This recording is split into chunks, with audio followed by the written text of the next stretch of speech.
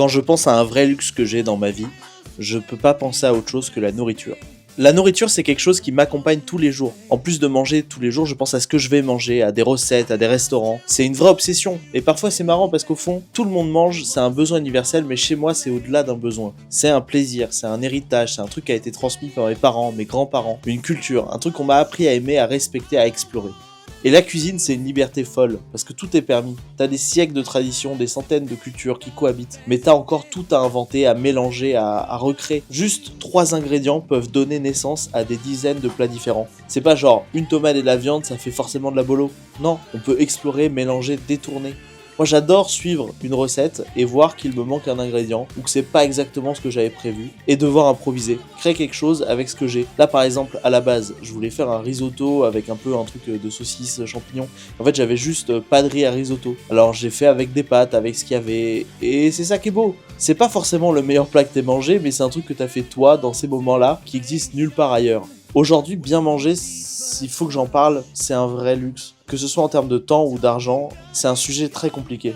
En 2023, d'après la Food and Agriculture Organization, plus de 700 millions de personnes dans le monde étaient sous-alimentées. Quasiment 10% de la population mondiale. C'est pas juste une fatalité, il y a plein de raisons, évidemment. Une grande partie vient du fonctionnement même du système agroalimentaire global. De grands groupes qui achètent les terres, monopolisent les ressources, dictent les prix, contrôlent les circuits de distribution. Leur logique de rentabilité passe souvent bien avant des besoins réels des populations.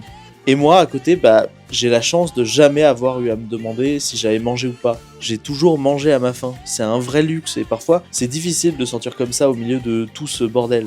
On peut se demander qu'est-ce qu'on peut faire, quelle est ma place dans le monde en fait. Je me sens vraiment impuissant dans ces moments-là. Il y a toujours des actions qu'on peut faire en tant que citoyen. Il y a des associations locales qui permettent de participer à ça, des collectes, on peut acheter en circuit court chez des producteurs pour que l'argent soit distribué aux bons endroits. On peut militer, soutenir des projets solidaires. Mais parfois, j'ai quand même l'impression qu'on essaye de vider l'océan avec une cuillère.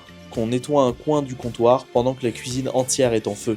Le problème est plus profond, il est intégré dans notre système et il est dans la manière que le capitalisme a de vouloir transformer la nourriture en marchandise, un produit à rentabiliser plutôt qu'en besoin fondamental à respecter. Est-ce que c'est possible de changer son quartier sans changer le monde ? J'avoue que plus j'y pense, moins j'en suis sûr, mais j'ai pas toutes les réponses.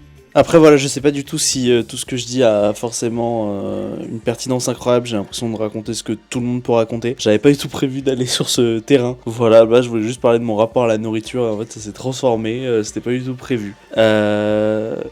N'hésitez pas en commentaire si vous avez des trucs à rajouter. Ça m'intéresse de ouf, j'avoue que c'est pas un sujet sur lequel je suis extrêmement spécialisé, en commençant à en parler, j'ai fait des petites recherches, pas extrêmement profondes, mais voilà, donc à la semaine prochaine.